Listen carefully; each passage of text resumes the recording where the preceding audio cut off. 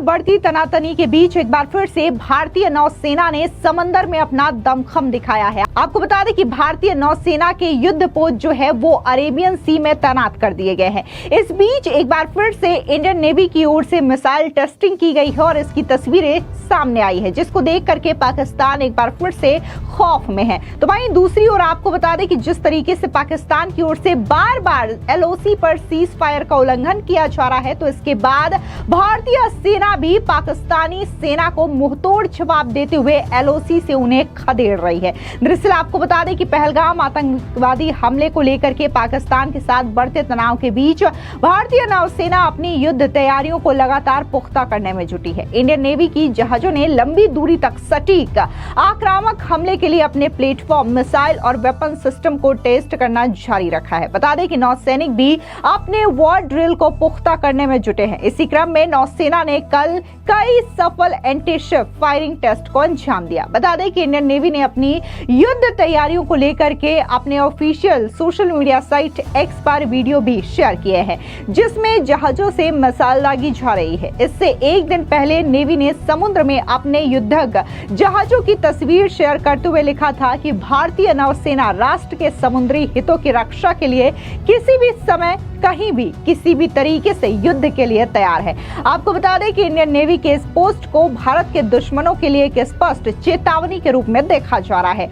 ये सिर्फ Indian navy की ओर से ही शेयर नहीं किया गया है, बल्कि इंडियन आर्मी की ओर से भी एक वीडियो साझा किया सोशल मीडिया में, जहां पर इंडियन जो आर्मी है उन्होंने भी ये स्पष्ट संदेश देश के दुश्मनों के लिए दिया है कि किसी भी युद्ध के लिए भारत की सेना पूरी तरीके से तैयार है। उधर पाकिस्तान ने भारतीय नौसेना की संभावित कार्रवाई को लेकर के अपनी चिंताओं के कारण अरब सागर में अपनी नौसेना के लिए अलर्ट जारी किया है। उसने पहले अरब सागर के ऊपर नो फ्लाई जोन घोषित किया और लाइव फायर अलर्ट जारी किया है, जिसमें नाविकों से इस क्षेत्र से दूर रहने का आग्रह किया गया है। इस बीच ऐसी रिपोर्ट्स सामने आई है कि पाकिस्तान एक नई मिसाइल का परीक्षण करने की तैयारी कर रहा है।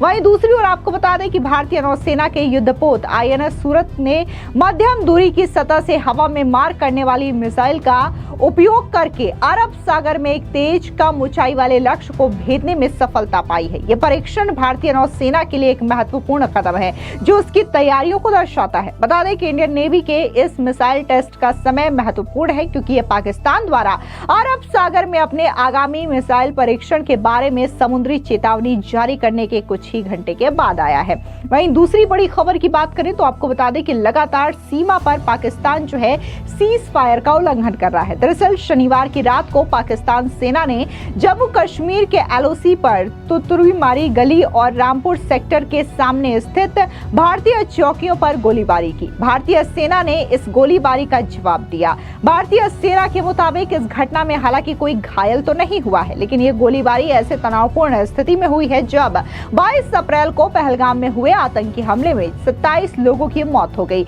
जबकि कई लोग घायल हैं। इस हमले के लिए पाकिस्तान समर्थित आतंकवादियों को जिम्मेदार ठहराया गया, जबकि पाकिस्तान ने किसी भी संलिप्तता से इनकार किया और स्वतंत्र जांच की मांग की है। इस हमले के बाद से भारत ने पाकिस्तान के खिलाफ कई कड़े फैसले लिए हैं। बता दें कि पहलगाम में हुए आतंकी हमले के बाद से भारतीय सेना लगातार एक्शन के मोड में है और सर्च ऑपरेशन चला रही है। बीते दिनों कुलगाम जिले के तंगमर्ग इलाके में भी सुरक्षा बलों की आतंकवादियों के साथ मुठभेड़ हुई थी। हालांकि आतंकी भागने में कामयाब हो गए। इस बीच जिस तरीके के फैसले भारत सरकार की ओर से लिए गए हैं और जिस तरीके से पाकिस्तान की ओर से बार बार सीज फायर का उल्लंघन किया जा रहा है, तो इसको लेकर के डिफेंस एक्सपर्ट रंजीत राय ने क्या कुछ कहा है, सुनिए उनका ये बयान। देखिए, पहलगाम के बाद जो हुआ और उससे पहले आर्मी चीफ मुनीर पाकिस्तान के, उन्होंने एक बयान दिया कि ये कश्मीर के बारे में फिर शुरू किया और बीबीसी भी लिखता है इंडिया कंट्रोल्ड कश्मीर, अल जजीरा भी लिखता है इंडिया कंट्रोल्ड कश्मीर। तो जो पाकिस्तान के आर्मी चीफ है, उन्होंने कोशिश की है कि ये कश्मीर का मुद्दा फिर से आगे बढ़े। इसमें आपको पता होना चाहिए, कहते हैं देश में गवर्नमेंट होती है जो देश को चलाती है, पाकिस्तान में मिलिट्री है जो गवर्नमेंट को चलाती है। तो अब जनरल मुनीर ने ऑर्डर दिया होगा, उसके ऑर्डर के बगैर नहीं होगा।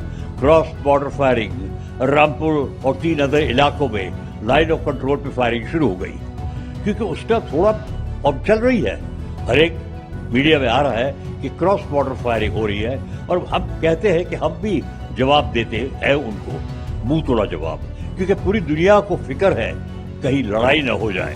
लेकिन एक बात आप याद रखिए, हर एक दुनिया में 18 लीडर्स प्रधानमंत्री से बात की है, परमाणु हथियार है पाकिस्तान को।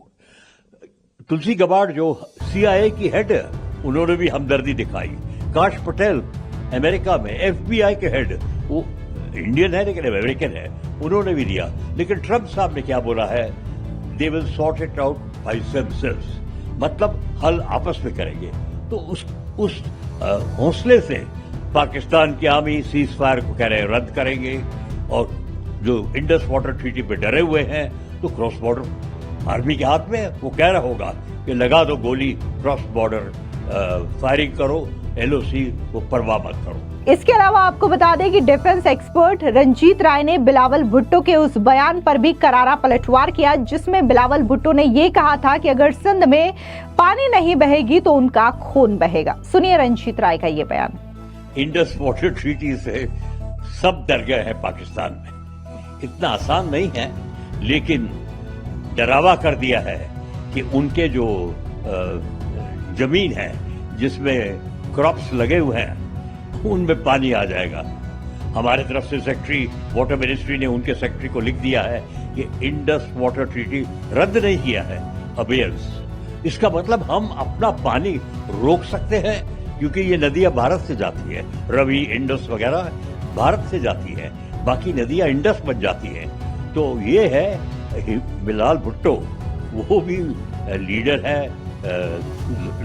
इनका मिसेस भुट्टो का लड़का, उनको है कुछ पॉलिटिकल स्टेटमेंट बनानी है, तो उन्होंने बड़ा जबरदस्त पॉलिटिकल स्टेटमेंट कहा, अगर जो पानी रोक दिया तो हम खून की नदी बह देंगे। तो ये सब टेंशन चल रहा है। लेकिन सबसे बड़ी मुद्दत की बात है कि बाकी देश अभी तक कुछ पाकिस्तानियों के ऊपर रोक नहीं लगा रहे। भारत में वीजा बंद कर दिए हैं, कई टेररिस्ट जो उग्रवादी हैं, NIA को पता है, उनके घर तोड़ दिए हैं, कश्मीर में उनके घर तोड़ दिए हैं। लेकिन बाकी देशों ने, और अभी ईरान के प्रेसिडेंट ने भी मैसेज भेजा है, ऐसा बोला है कि हम आपके साथ हैं। उन्होंने पाकिस्तान जो बगल वाला देश है उसके ऊपर कुछ बंदिश जैसे भारत ने कड़े कदम लिए हैं, और कोई देश ने इतने बड़ा कदम अभी तक नहीं लिए हैं। आपको बता दें कि कश्मीर के पहलगाम में पाकिस्तान समर्थित आतंकवादियों ने 22 अप्रैल को 26 लोगों की गोली मार करके हत्या कर दी थी। इसे 2019 के पुलवामा विस्फोट के बाद इस क्षेत्र में सबसे घातक आतंकवादी हमलों में से एक के रूप में देखा गया। भारत ने इस हमले में शामिल आतंकवादियों, साजिशकर्ताओं और उनके आकाओं को उनकी कल्पना से भी बड़ी सजा देने की कसम खाई है। न सिर्फ बिहार की धरती से प्रधानमंत्री मोदी ने यह सख्त संदेश पूरी दुनिया को दिया, आतंकवादियों को दिया, बल्कि एक बार फिर से मन की बात के जरिए भी प्रधानमंत्री मोदी ने ये चेतावनी दोबारा से दोहराई और ये कहा है कि जिन लोगों ने इस घटना को अंजाम दिया है, साजिश को अंजाम दिया है, उनके खिलाफ कठोरतम कार्रवाई की जाएगी। फिलहाल इस पूरी खबर पर आपकी क्या राय है, कमेंट सेक्शन में जरूर बताएं। धन्यवाद।